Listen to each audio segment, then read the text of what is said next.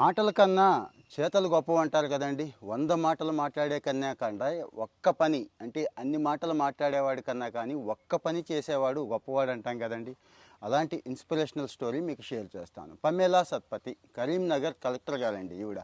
ఏముంది అంటారేమో, కలెక్టర్లు ఎంతోమందిని చూస్తుంటాం, కానీ ప్రాక్టికల్గా ఉండే కలెక్టర్లు కొంతమంది ఉంటారు. వీళ్ళు ఇన్స్పైర్ చేస్తూ ఉంటారు. గవర్నమెంట్ హాస్పిటల్కి, ప్రభుత్వ ఆసుపత్రులు ఎలా ఉంటాయో మీకు తెలుసు. మీరు ఎప్పుడైనా వెళ్తారా? వెళ్ళరు. నేనైతే వెళ్తానులేండి.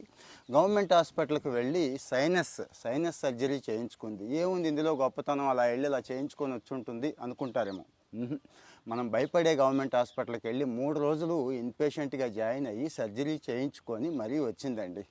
అంటే ఆసుపత్రులు ఎందుకు బాగుపడలేదు అన్నదానికి ఇది మంచి సమాధానం కావచ్చు. అవునా కాదా? ఏమంటారు మీరు? జస్ట్ అంతే కాదండి. ఈవిడ ఆ పిల్లాడు వాళ్ళ 5 సంవత్సరాల కొడుకు చక్కగా ఏబిసిడీలు చెప్తూ ఉంటాడు కదా, ఏ నుంచి జెడ్ దాకా. అంటే కొద్దిగా సంగీత పరిజ్ఞానం కూడా ఉంది. చక్కటి పాట కింద కూడా రూపొందించింది. అలాగే ఆరోగ్య రంగం మీద చాలా మంచి ఇన్నోవేటివ్గా ఆలోచిస్తూ ఆ జిల్లాలో ఆరోగ్యం బాగుండాలని కృషి చేస్తూ ఉంటుంది. ఇదొకటే కాదు, ఇంకా విద్య అన్నీ కూడా, అన్నిటిలోనూ ఆవిడ చాలా బాగా పనిచేస్తూ ఉంటుంది. ఇలాంటి వాళ్ళ స్టోరీస్ మన పిల్లలకు ఉపయోగపడతాయి, మనకు కూడా కొంతవరకు ఉపయోగపడతాయని చెప్పి షేర్ చేస్తున్నాను. 2015 బ్యాచ్ ఆఫీసర్ ఈవిడ. మంచి కంప్యూటర్ సైన్స్ గ్రాడ్యుయేటు, ఇన్ఫోసిస్లో ఉద్యోగం కూడా చేసింది, కానీ సాటిస్ఫాక్షన్ లేదు. తర్వాత బయటకు వచ్చాక నర్సింగ్ స్కూల్లో ప్రొఫెసర్గాను చేసింది, అయినా సాటిస్ఫాక్షన్ లేదు. సివిల్స్ కూర్చుంది. ఫస్ట్ టైం ఏమీ రాలేదు, రెండోసారి రాలేదు, 4గోసారి వచ్చింది. ఆల్ ఇండియాలో 50+ ర్యాంక్ వచ్చింది. ఆ తర్వాత భద్రాచలం అనుకుంటా అక్కడ సబ్ కలెక్టర్గా, ఇప్పుడు కలెక్టర్గా చేస్తోంది. చాలా సమస్యలకు పరిష్కారాలు ఎక్కడుంటాయి అని ఆలోచిస్తూ ఉంటాం కదా, మన దగ్గరే ఉంటాయండి. నిజంగా పై స్థాయిలో ఉన్నవాళ్ళు, పెద్ద అధికారులు కానీ, రాజకీయ నాయకులు కానీ హాస్పిటల్స్లో వాళ్ళే చూయించుకుంటే హాస్పిటల్స్ బాగుపడిపోతాయి. ఇక ఎడ్యుకేషన్ సిస్టమ్ గురించి కూడా ఇదే కామెంట్ చేస్తారు చాలామంది.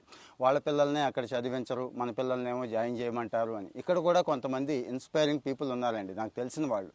బ్యూరోక్రాట్లలో ఉన్నారు. వాళ్ళు ఆ స్కూల్కే పంపిస్తారు, గవర్నమెంట్ స్కూల్కే పంపిస్తారు స్టాండర్డ్స్ పెంచడం కోసం. అలాగే పొలిటీషియన్స్లో కూడా ఉన్నారండి, మీకు తెలుసు, కొంతమంది గవర్నమెంట్ స్కూల్స్కి పంపించే పొలిటీషియన్స్ ఉన్నారు. సో మరి మాటలు చెప్పేవాడిని నమ్ముదామా, చేతల్లో ఉండేవాడిని నమ్ముదామా? మాటలు చెప్పేవాడిని ఇన్స్పిరేషన్గా తీసుకుందామా, చేతల్లో ఉన్న వాళ్ళని ఇన్స్పిరేషన్గా తీసుకుందామా అనేది డిస్కస్ చేయటం కోసం నేను ఈ వీడియో చేశాను.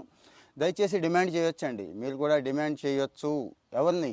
ఇలా ఉండండి, సాదాసీదాగా ఉండండి, మీరు కూడా ఇన్వాల్వ్ అవ్వండి, జనంలో కలవండి అని చెప్పి అడగొచ్చు. తప్పేమీ లేదు, మార్పు అయితే వస్తుంది. కామెంట్లో మీ ఒపీనియన్ చెప్పండి, మర్చిపోవద్దు.